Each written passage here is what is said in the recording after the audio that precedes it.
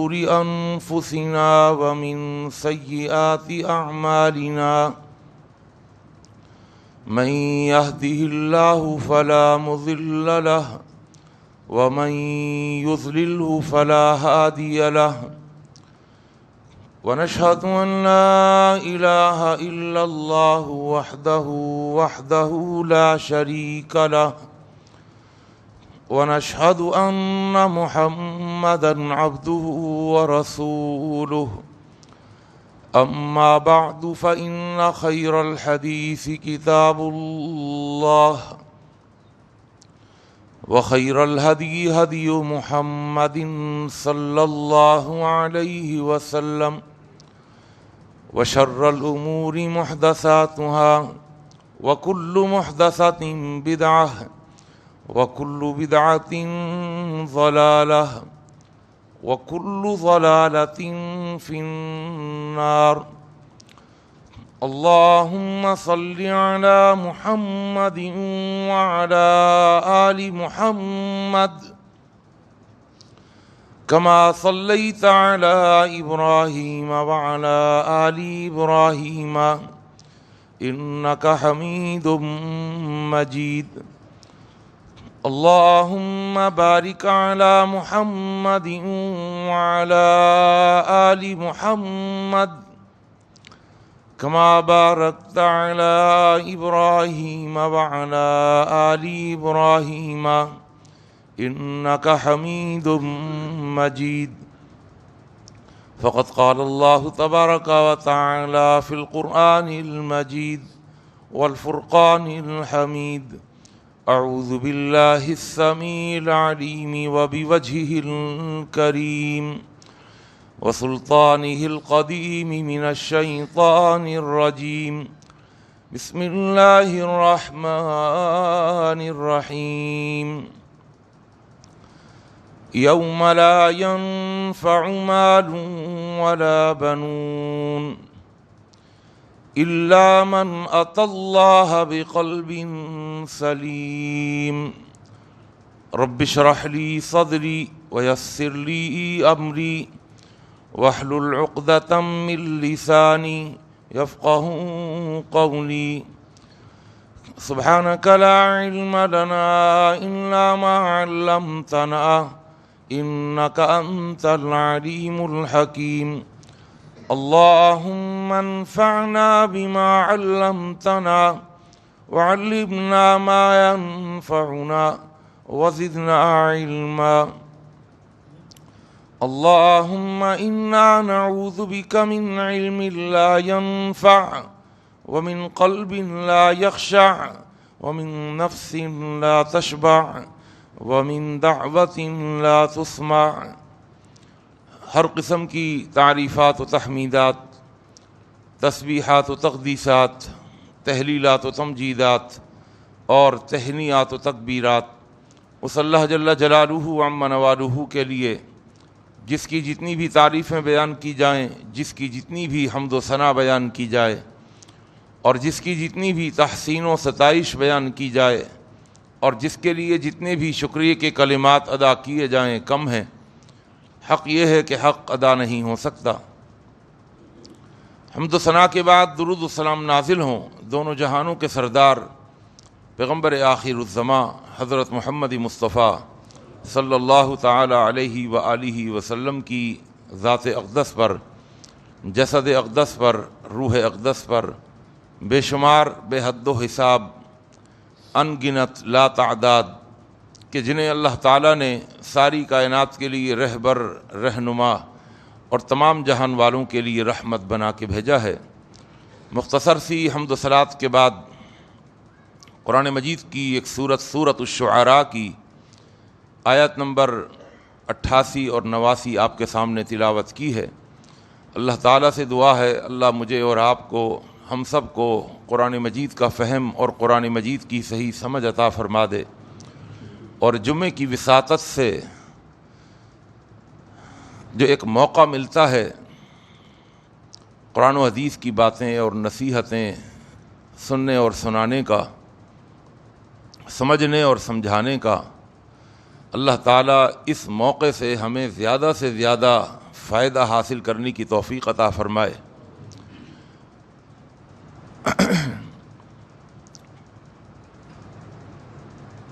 فرمایا یوم لا ینفع مال ولا بنون، قیامت کے دن، یوم آخرت، لا ینفع مال ولا بنون، مال بھی نفع نہیں دے گا اور بیٹے بھی نفع نہیں دیں گے، الا من اتی اللہ بقلب سلیم، وہ آدمی جو کل میدان محشر میں اللہ کے پاس آئے گا بقلب سلیم، قلب سلیم لے کر۔ اللہ سے دعا ہے اللہ تعالی ہم سب کو قلب سلیم عطا فرما دے۔ سلیم سلامت سے ہے، سلامتی، حفاظت، محفوظ۔ تو فرمایا کہ جس کا دل سالم ہوگا، جس کا دل محفوظ ہوگا، جس کے دل میں سلامتی ہوگی، وہ نفع اٹھا لے گا اس دن۔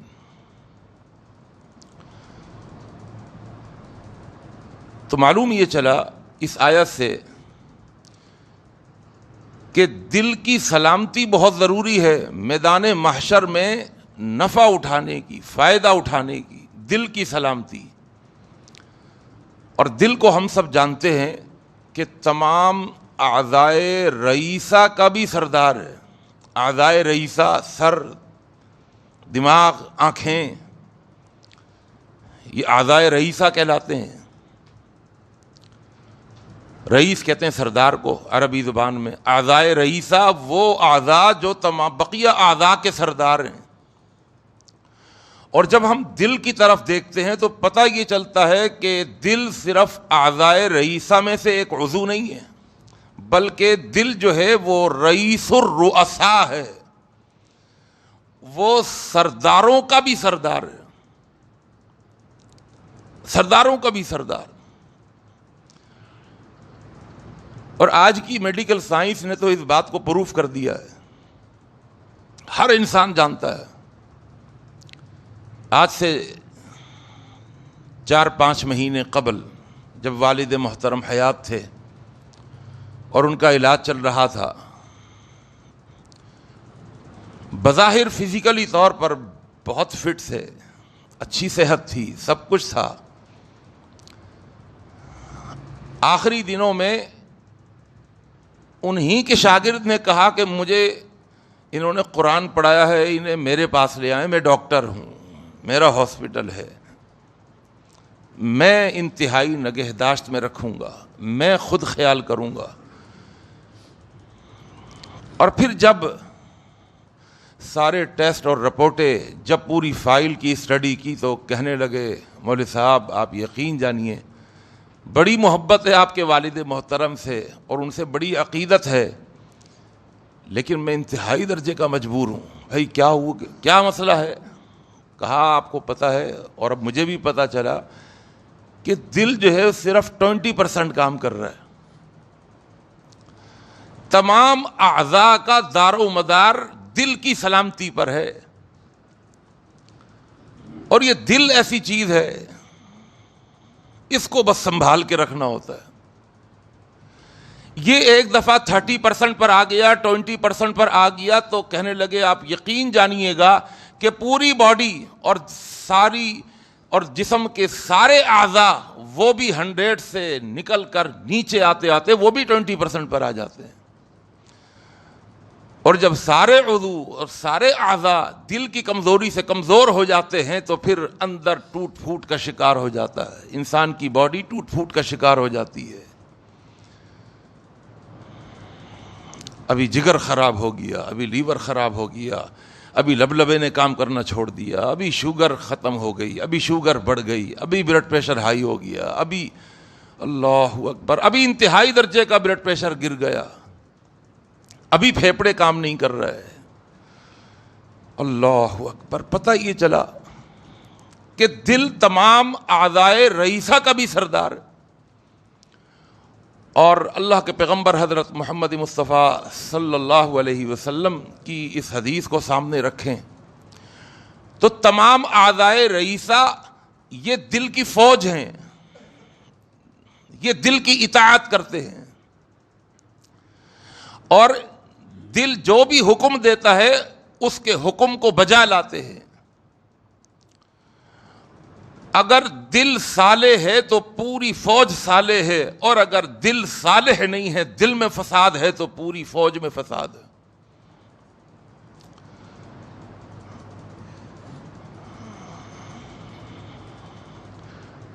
اللہ کے پیغمبر صلی اللہ علیہ وسلم نے بخاری مسلم کی حدیث آپ نے فرمایا الا ہوشیار خبردار وَإِنَّ فِي الْجَسَدِ لَمُضْغَةً تمہارے جسم کے اندر ایک گوشت کا ٹکڑا ہے. اذا صلحت صلح سائر جسدہ اگر اس میں اصلاح ہے، اس میں فساد نہیں ہے، تو سمجھ لینا پورے جسم کے کسی بھی عضو میں فساد نہیں ہے. اگر ہوگا تو وقتی ہوگا. میں آج جب یہ حدیث اپنے مطالعے میں لے کر آ رہا تھا تو یقین جانیے وہ ڈاکٹر کی ایک ایک بات کہ اللہ ٹانگ کو سیدھا کر لیتے ہیں، ہم جگر کو سنبھال لیتے ہیں، لیکن دل کو سنبھالنا آسان نہیں ہے. دل ایک دفعہ کمزور ہو گیا تو ہو گیا. دل کے اعصاب اتنے حساس ہیں، اتنے حساس ہیں، ایک دفعہ اگر دل کے اعصاب ڈیمیج ہو گئے تو ابھی تک دل کے اعصاب کو دوبارہ اپنی اس پوزیشن پر لانے کے لیے کوئی میڈیسن نہیں ہے، کوئی دوائی نہیں. تو اللہ کے نبی صلی اللہ علیہ وسلم نے فرمایا اذا صلحت اگر یہ سردار اس کا خیال رکھا اس تو سمجھ لینا پورے اعضاء صحیح رہیں گے. وَإِذَا فَسَدَتْ اور اگر اس کے اندر فساد آ گیا تو فسد الجسد کلہ تو پورے جسم پر فساد آ جائے گا. الا وہی القلب. اب یہ جسمانی اعتبار سے دیکھیں تو تب بھی یہ حدیث فٹ آتی ہے 100%. اور اگر روحانی اعتبار سے دیکھیں یعنی اس حدیث کو اگر آپ ایمانیات کی طرف لے جائیں، روحانیات کی طرف لے جائیں تو تب بھی یہ حدیث 100% صحیح ہے. اللہ کے پیغمبر حضرت محمد مصطفیٰ صلی اللہ علیہ وسلم کی ایک اور حدیث آپ نے فرمایا مسند احمد کی حدیث لا یستقیم ایمان عبد حتی یستقیم قلبہ. اب یہ ایمان ایک باطنی چیز بھی آ گئی، ایک روحانی چیز بھی آ گئی. فرمایا کسی بھی بندے کا ایمان سیدھا نہیں ہو سکتا، سیدھا ایمان، پکا ایمان، مضبوط ایمان اس وقت تک سیدھا نہیں ہو سکتا حتی یستقیم قلبہ جب تک کہ اس کا دل سیدھا نہیں ہوتا. دل میں ٹیڑھا پن ہے تو سمجھ لینا ایمان میں بھی ٹیڑھا پن ہے. یہ بھی ایک دعا سکھائی گئی بڑی جامع دعا، ربنا لا تزغ قلوبنا بعد اذ ہدیتنا. اللہ دلوں میں ٹیڑھا پن نہ آئے، ہدایت مل گئی، سمجھ آ گئی، سیدھے راستے پر چل پڑے، صحیح ٹریک پر آ گئے.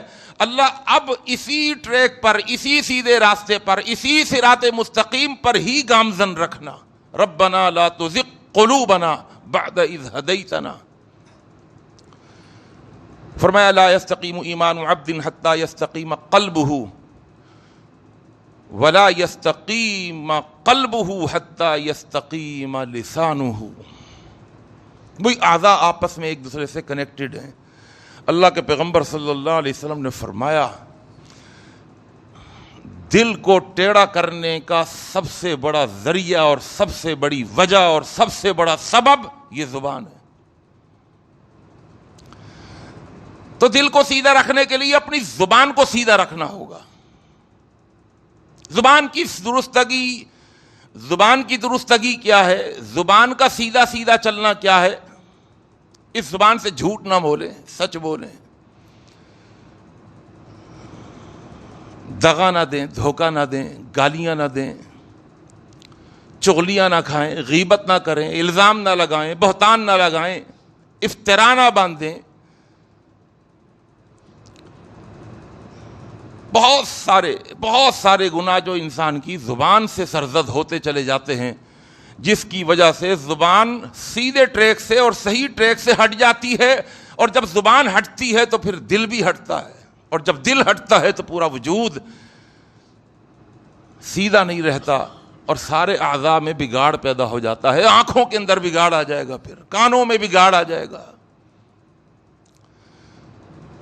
اللہ کے پیغمبر حضرت محمد مصطفیٰ صلی اللہ علیہ وسلم کی یہ حدیث اور قرآن مجید کے مطالعے سے ایک بات اور بھی معلوم چلتی ہے کہ جب ہم دیکھتے ہیں دل کو، تو دل کے بارے میں ایک بات یہ بھی معلوم چلتی ہے کہ دل یہ ایمان کا گھر ہے، دل ایمان کا گھر، ایمان کا ٹھکانہ، ایمان کا مرکز۔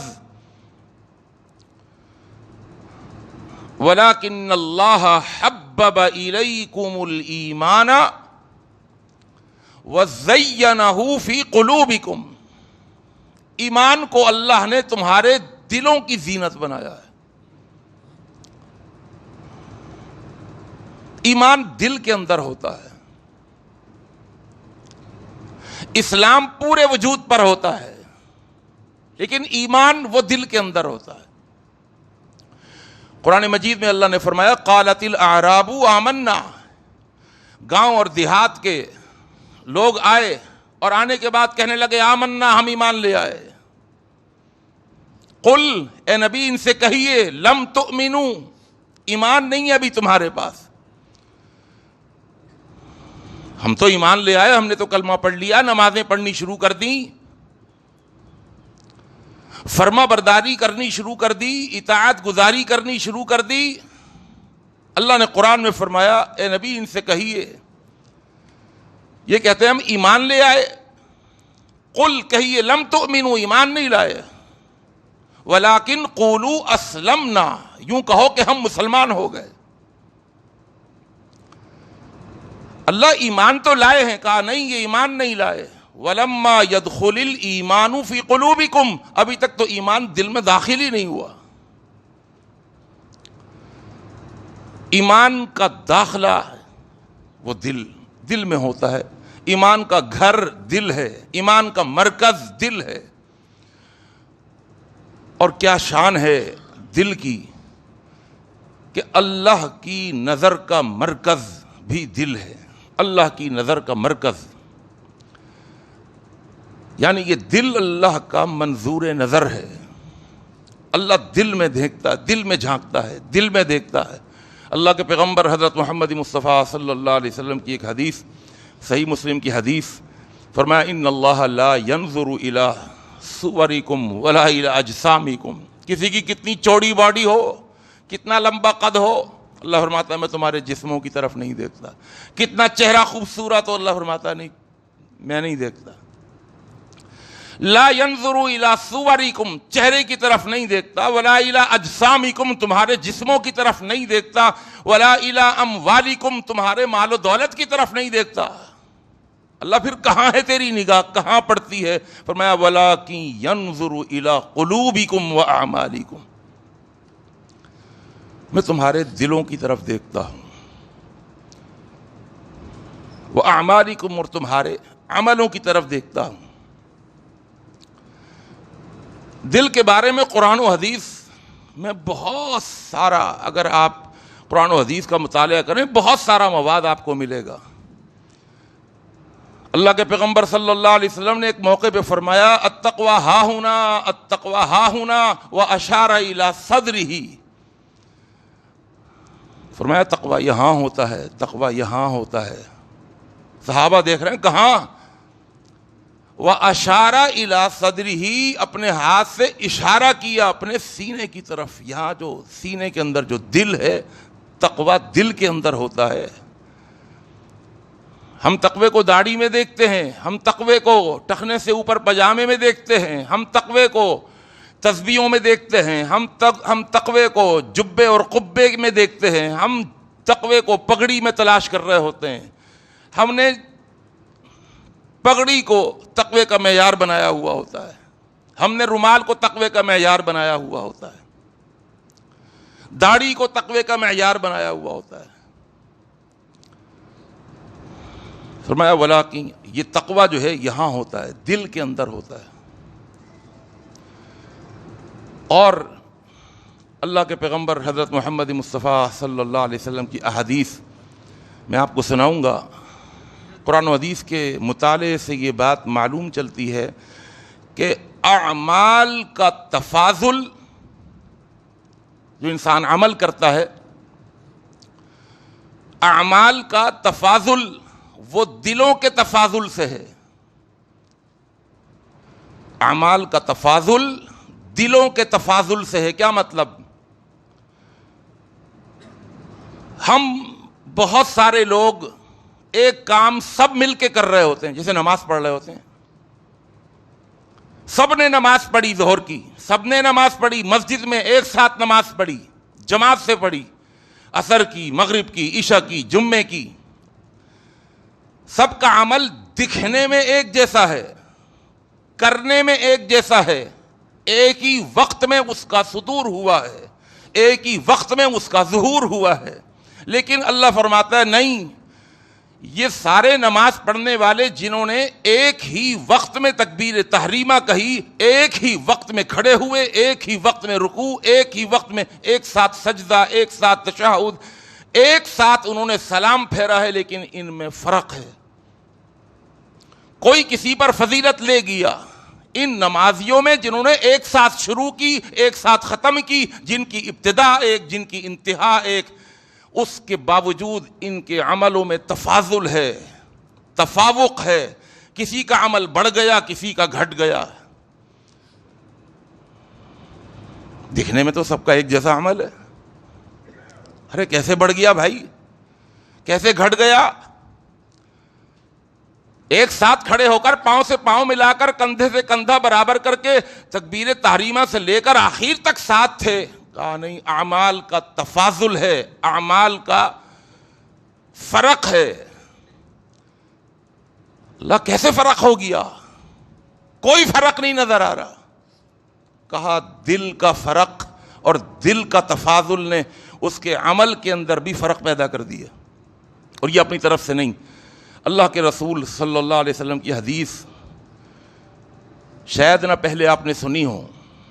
ابو داؤد کی حدیث ہے، اور علامہ ناصر الدین البانی اس حدیث کو السلسلۃ الاحادیث الصحیحہ میں بھی لے کر کے آئے ہیں. فرمایا، اور عمار بن یاسر رضی اللہ تعالیٰ عنہ اس حدیث کے راوی ہیں، کہتے ہیں سمعت النبی صلی اللہ علیہ وسلم، میں نے اللہ کے رسول صلی اللہ علیہ وسلم سے سنا، یقول، آپ فرما رہے تھے، ان الرجل لینصرف من صلاته وما كتب له الا عشر صلاته تسعها ثمنها سبعها سدسها خمسها ربعها ثلثها نصفها. جب سلام پھیر کے فارغ ہوتے ہیں نمازی، تو اللہ فرماتا ہے کسی کی نماز لکھی جاتی ہے، پوری نہیں لکھی جاتی. فرمایا اس کی نماز لکھی جاتی ہے 10%، صرف 10 حصہ نماز کا لکھ دیا گیا. نماز کا 10 حصہ، بس 10واں حصہ لکھ دیا گیا. اور اللہ کے نبی نے فرمایا تسعها، کسی کی نماز کا 9واں حصہ لکھا جاتا ہے. اس نے 10% نماز پڑھی، اس نے 9% نماز پڑھی.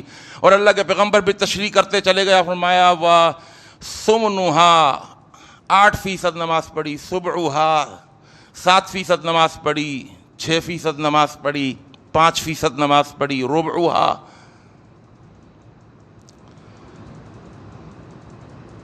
1/4 نماز پڑھی، ثلثها 1/3 نماز پڑھی، 2/3 نماز نہیں، نصفها آدھی نماز پڑھی ہے. ارے بھائی اتنا فرق؟ اللہ کے رسول صلی اللہ علیہ وسلم نے فرمایا ہاں فرق. کیسے فرق ہو گیا؟ کیوں فرق ہو گیا؟ اس لیے فرق ہو گیا کہ نماز کے اندر جتنی دل کی حاضری تھی، جتنا خشوع تھا، جتنا خضوع تھا، اسی کے اعتبار سے نماز لکھی گئی اور قبول کی گئی. کسی نے نماز کا سلام پھیرا، اس کی 10 منٹ کی نماز میں ایک لمحہ بھی ایسا نہیں آیا کہ جہاں اسے یہ احساس ہوا ہو کہ میرا اللہ میرے سامنے ہے اور میں اس کے آگے ہاتھ باندھ کر کے کھڑا ہوا ہوں۔ وہ تو رٹے رٹائے الفاظ سورہ فاتحہ ایک سانس میں پڑھ کر رکوع میں جانے کی فکر میں تھا تو قیام کو جلدی ختم کیا۔ وہ رکوع میں گیا تو سبحان ربی العظیم کی اس نے رفتار بڑھا دی، اسپیڈ بڑھا دی، سبحان ربی العظیم، سبحان ربی العظیم، سبحان ربی العظیم۔ کوئی شائستگی نہیں، کوئی صحیح ادائیگی نہیں۔ کس سے بات ہو رہی ہے نماز میں؟ کس سے بات ہو رہی ہے؟ اللہ سے بات ہو رہی ہے۔ اللہ سے بات کرنے کا طریقہ یہ ہے، اللہ کی تعریف کرنے کا طریقہ یہ ہے۔ وجہ یہ ہے کہ ہم نے تو سمجھا اللہ ہے ہی نہیں بھائی، وہ تو پتہ نہیں کہاں ہوگا، سن رہا ہوگا، یہ تو فرشتے لکھ رہے ہیں بس، میں نے 4 پڑھنی ہے، 4 رکعت میں یہ رکعت، ایک ایک رکن میں یہ پڑھنا ہے بس، اور یہ میری نماز ہو گئی۔ اس کے اندر خشوع، اس کے اندر خضوع، دل و دماغ کی حاضری، عبادت کا حسن۔ اللہ کو دیکھ رہا ہے یا میرا اللہ مجھ کو دیکھ رہا ہے؟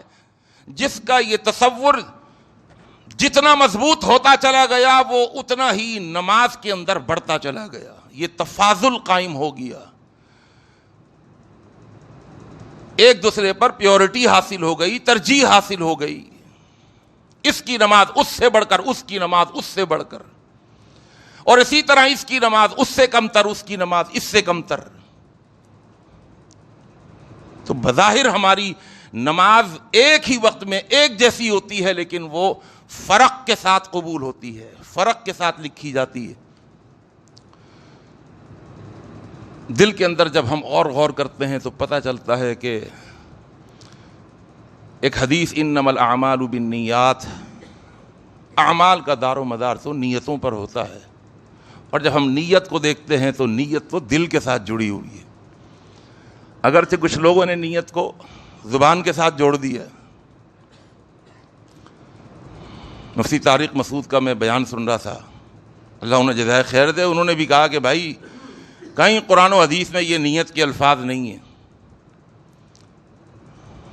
یہ وَبِصَوْمِ غَدٍ نَوَيْتُ، تو یہ خود ساختہ الفاظ ہیں، من گھڑت الفاظ ہیں، اس کا قرآن و حدیث میں کہیں ثبوت نہیں۔ اچھا، حق بھی واقعتاً اتنا پاورفل ہوتا ہے کہ حق کی کوالٹی، حق کی خوبی سب سے بڑی یہ ہوتی ہے کہ حق اپنے آپ کو خود منوا لیتا ہے، آج نہیں تو کل حق کو ماننا ہی پڑتا ہے۔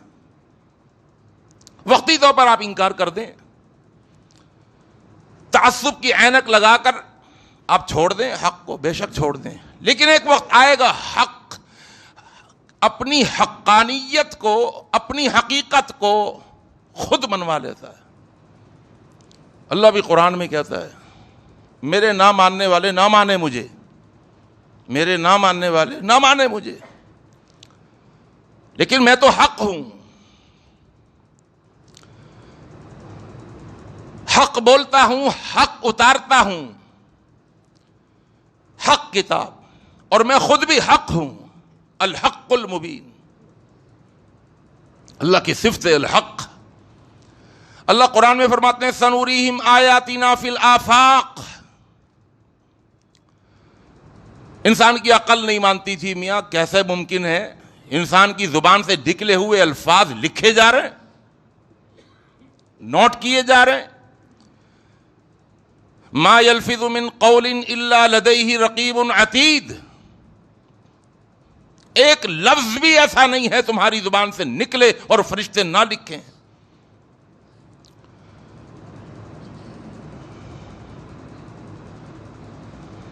اللہ فرماتا تھا نہیں مانو، لیکن ایک وقت آئے گا، اور دیکھیے وقت آ گیا۔ آج پوری دنیا سمٹ کر کے ہمارے موبائل فون کے اندر آ گئی، آئیے نہیں آئیے، کتنا بایو ڈیٹا، کس کس کا بایو ڈیٹا۔ ایک لفظ لکھنے کی دیر ہوتی ہے، ایک جانور کا نام لکھنے کی دیر ہوتی ہے، کسی ٹاپک کو لکھنے کے لیے ایک لفظ لکھنا ہوتا ہے بس، اتنی فائلیں کھلتی ہیں کہ انسان چکرا کے رہ جاتا ہے اور اندر سے آواز آتی ہے یہ میں پوری فائلیں کھول ہی نہیں سکتا. ایک فائل کو کھولا اس سے ریلیٹڈ اور کھلتی چلی جاتی ہیں. پھر اس میں سے ایک فائل کو کھولا تو اس سے ریلیٹڈ سینکڑوں فائلیں کھلتی چلی جاتی ہیں. یہ کس نے فائلیں بنائی؟ انسان نے بنائی. اللہ فرماتا ہے تمہاری زبان سے گفتگو سے جو الفاظ نکلے ہیں نا یہ بھی محفوظ ہیں، یہ بھی محفوظ ہیں. کل ایک وقت آئے گا تیری پوری کتاب زندگی تیرے سامنے رکھ دی جائے گی. تیری پوری 70-80 سالہ زندگی کا پورا بایو ڈیٹا تیرے سامنے تجھے دکھا دیا جائے گا، تجھے سنوا دیا جائے گا، تجھے پڑھوا دیا جائے گا. 2 مووی میکر مسلسل مووی بنا رہے ہیں تمہاری، 2 مووی میکر ہیں مسلسل مووی بنا رہے ہیں. تمہارے کیمرے کی آنکھ کوئی چیز نہیں چھوڑتی.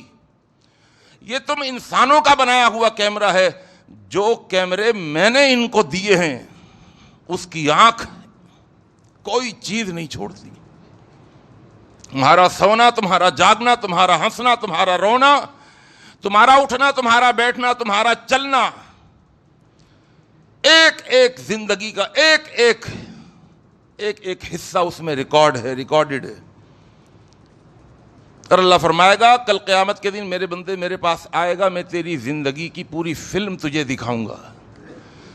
تیری خلوتیں، تیری تنہائیاں، تیری جلوتیں سب اپنی آنکھوں سے دیکھے گا. اللہ فرمائے گا اقرأ کتابک کفا بنفسک اليوم علیک حسیبا.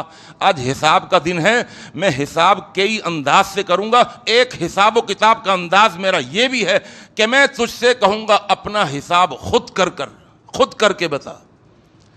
کفا بنفسک اليوم علیک حسیبا. آج تیرے لیے اپنا حساب از خود کافی ہوگا. خود بتا دے دیکھ کر. آنکھوں کا دیکھا ہوا کیسے جھٹلا سکتا ہے؟ جو کیا ہوگا سب دیکھ رہا ہوگا آدمی. اللہ کا آج سے پہلے تو عقل نہیں مانتی تھی، انسان نے اتنی ترقی نہیں کری تھی. آج ہر چیز کو مانتا چلا جاتا ہے. اللہ کہتا تھا تمہارے نیکیوں کا وزن ہوگا، گناہوں کا وزن ہوگا. ارے کیسے نیکیوں کا وزن ہوگا یار؟ نیکی بھی کوئی وزن کی چیز ہے؟ عقل نہیں مانتی تھی. لیکن آج کی سائنس نے اس بات کو پروف کر دیا نہیں بھائی، ہوا کو بھی ناپا جا سکتا ہے، گرمی کو بھی ناپا جا سکتا ہے، سردی کو بھی اعراض ہیں، یہ سردی کو بھی ناپ کر کے بتایا جا سکتا ہے کتنی سردی ہے. ہوا کا تناسب بتایا جا سکتا ہے، گرمی کو ناپ توڑ کے بتایا جا سکتا ہے. اللہ نے قرآن میں فرمایا تھا سنوریہم آیاتنا فی الآفاق، ہم اپنی نشانیاں ان قریب ان کو دکھائیں گے، آفاق میں، اطراف عالم میں. وفی انفسہم، اور ان کی ذات میں بھی ہم اپنی نشانیاں دکھا دیں گے. حتیٰ کہ یہاں تک کہ یتبین لہم، ان کو یہ بات واضح ہو جائے گی، ظاہر ہو جائے گی، یہ سمجھ لیں گے انہ الحق، کہ وہ حق ہے، اس نے جو کہا تھا وہ حق ہے. اگرچہ سمجھ میں نہیں آ رہا تھا لیکن انہ الحق. ایک کافر بھی کہے گا انہ الحق، اس کا نہ ماننے والا بھی کہے گا انہ الحق. تو اعمال کا تفاضل، اعمال کا گھٹنا بڑھنا، اعمال کا قبولیت کے اعتبار سے کسی کا عمل زیادہ قبول ہو جانا، کسی کا کم قبول ہو جانا، اس کا تعلق بھی دل سے ہے. اللہ کے رسول صلی اللہ علیہ وسلم نے ایک دفعہ سوال کیا، ابن ماجہ کی صحیح حدیث، فرمایا ای الناس افضل، اے میرے صحابہ بتاؤ لوگوں میں افضل کون ہے؟ صحابہ نے کہا اللہ کے رسول آپ بتائیے لوگوں میں افضل کون ہے؟ آپ نے فرمایا آؤ میں بتاؤں لوگوں میں افضل کون ہے. فرمایا کل مخموم القلب، مخموم القلب صدوق اللسان. ہر وہ آدمی جو مخموم القلب ہو، صدوق اللسان ہو. صدوق اللسان کا تو ترجمہ آسان تھا، صدوق سچائی سے، صداقت سے، لسان زبان۔ صحابہ بھی پریشان ہو گئے کہ ایک تھوڑا سا مشکل ورڈ اللہ کے رسول نے استعمال کر لیا تھا، عربی کا لفظ۔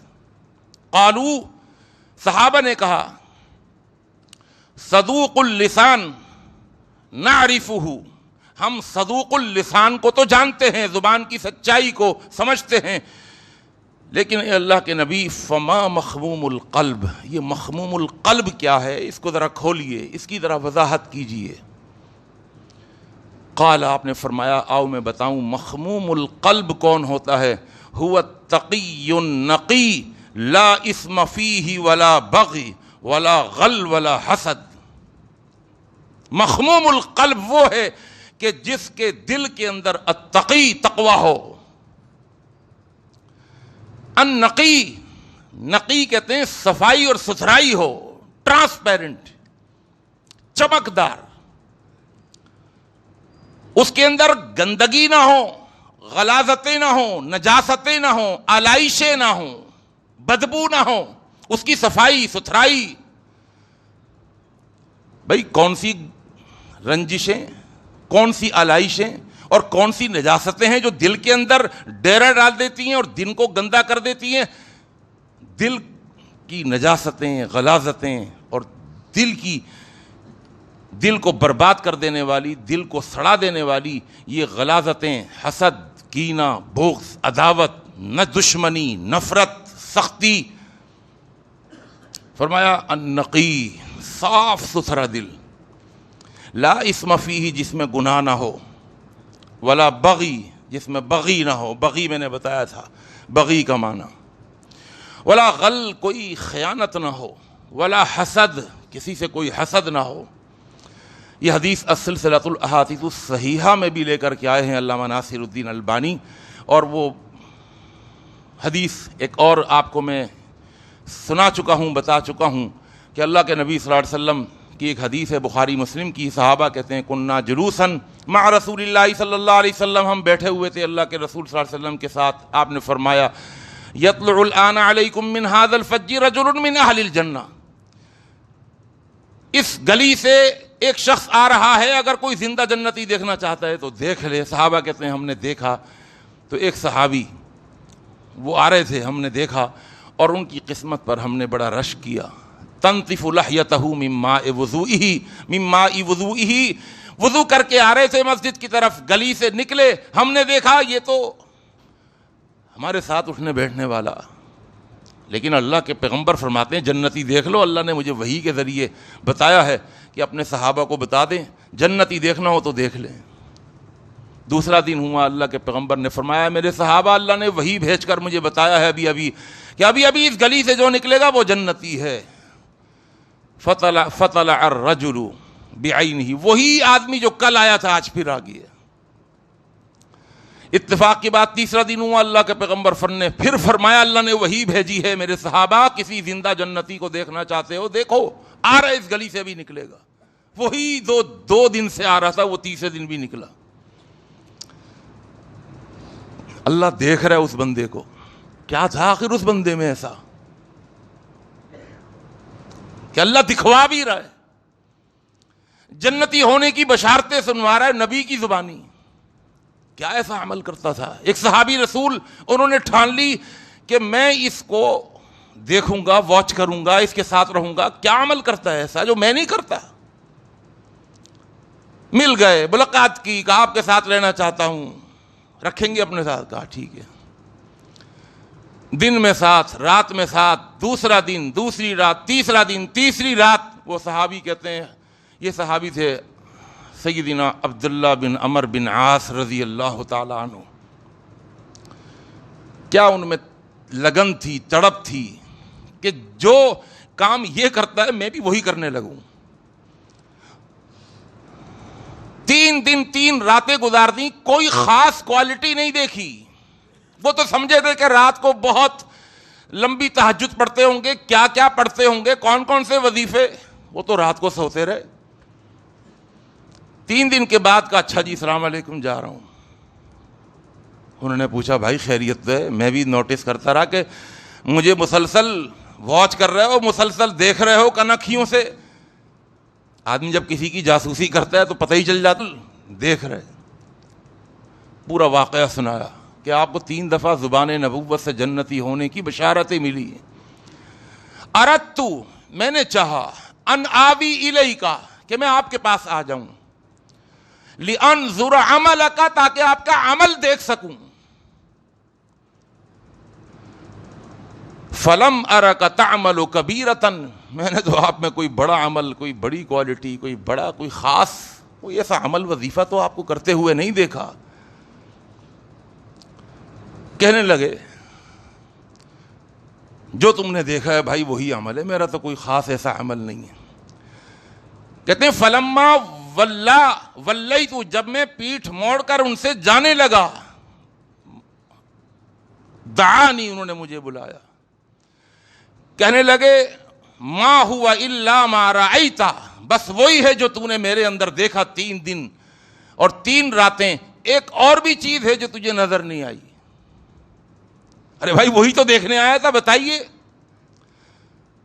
وہ چھپی ہوئی ہے, وہ نظر نہیں آنی تھی, وہ صرف مجھے پتا ہے, میرے اللہ کو پتا ہے. بتائیے تو صحیح وہ کون سی چھپی ہوئی چیز ہے کہ جس نے آپ کو اتنی شانوں والا بنا دیا.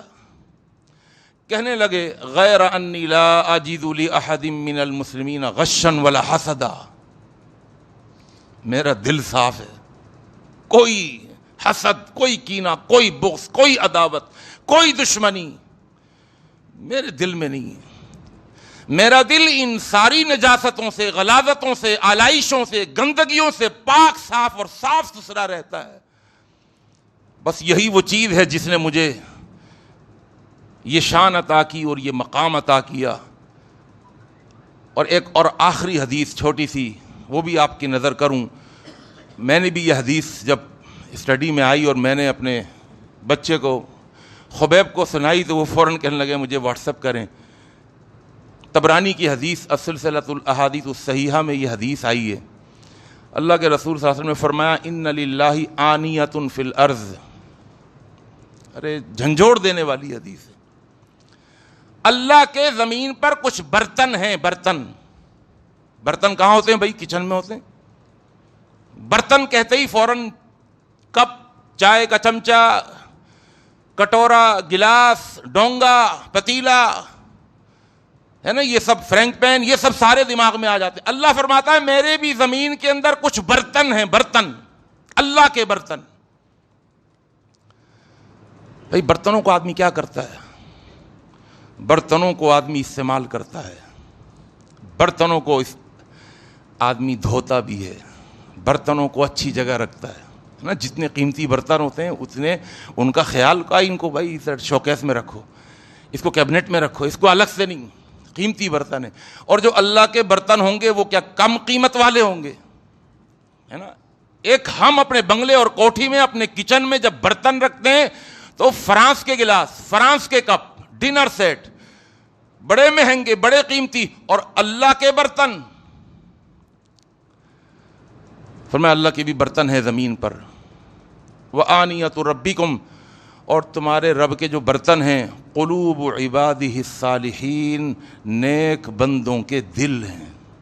اللہ اکبر. برتنوں کو کبھی دھوتا بھی ہے انسان. نیک بندوں کے دل اتنے قیمتی ہیں, اتنے معیاری ہیں, اتنے خوبصورت ہیں. اللہ فرماتا ہے یہ نیک بندوں کے دل جو ہے نا یہ میرے برتن ہیں. میں انہیں الٹتا پلٹتا ہوں, میں انہیں رکھتا ہوں, اور میں ان برتنوں کو استعمال کرتا ہوں. ان میں اگر کوئی آلائش, کوئی گندگی آ جائے تو ان کو دھوتا ہوں. یعنی بہت حوالوں سے یہ تشبیہ, اس کی تفصیل نہیں کی جا سکتی, وقت اجازت نہیں دے رہا. فرمایا وآنیۃ ربکم قلوب عبادہ الصالحین, نیک بندوں کے دل جو ہوتے ہیں نا, جب وہ اپنے دل کو اتنا شفاف بنا لیں, اتنا خوبصورت بنا لیں, اتنا پاکیزہ بنا لیں, اور دلوں کی صفائی کر لیں, اور دلوں کی ستھرائی رکھیں, تو اللہ ان دلوں کو اپنے برتن سے تعبیر فرماتا ہے. اور فرمایا وَأَحَبُّهَا إِلَيْهِ, اور ان برتنوں میں بھی سب سے زیادہ اللہ کو محبوب برتن.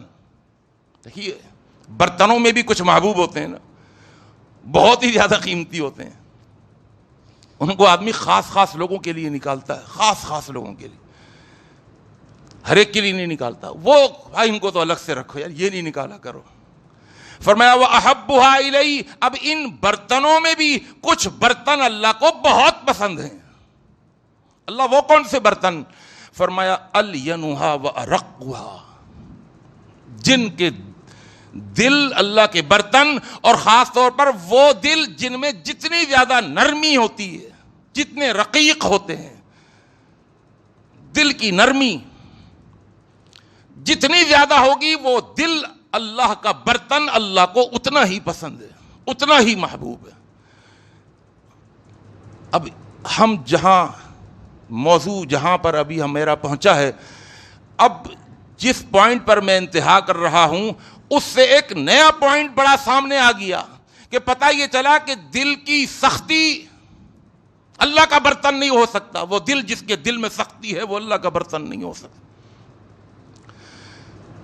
اور دل کی سختی کی ہلاکتیں، اور دل کی سختی کی تباہی، اور دل کی سختی کی بربادی قرآن و حدیث کے اندر بھری ہوئی ہے. دل کی سختی کے نقصانات. اور پھر الحمدللہ جب یہ میں نے اس موضوع کو کھولا تو میں حیران رہ گیا کہ قرآن و حدیث کے مطالعے سے یہ بات بھی معلوم چلتی ہے کہ دل کی سختی کا علاج کیا ہے، دل کی سختی کے اسباب کیا ہیں، دل کن چیزوں سے سخت ہو جاتا ہے. اور جب دل سخت ہو جائے تو پھر اس کی تباہ کاریاں کتنی ہیں، اس کے نقصانات کتنے ہیں، اس کی بربادیاں کتنی ہیں.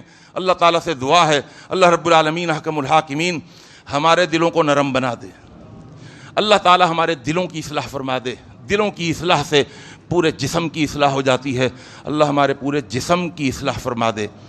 اقول قولی ھذا استغفر اللہ لی ولکم اجمعین.